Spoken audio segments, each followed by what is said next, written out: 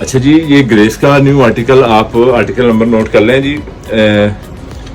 Article number है 1002। ये grace का आर्टिकल जो लोग कहते हैं हमने पहने भी करंडी हो और हो भी wrinkle free, as a washer हो, फैब्रिक हो और करंडी स्टाइल में हो, ये वही ग्रेस वालों ने बनाया है जनाब। ये आपको पहनने में करंडी ही लगनी है, ठीक है। ये देखिए full soft and light fabric है, और सबसे बड़ी बात ये इसमें क्रिस्टल की एक तार भी मिक्स नहीं है। ये 80% विस्कोस है और 20% कॉटन, ठीक है। ये आप इजी प्रेस इजी वॉश है, घर में आप चाहे मशीन वॉश करें चाहे हैंड वॉश करें, ये इजी प्रेस इजी वॉश है, ठीक है। इससे कुछ भी नहीं होने वाला।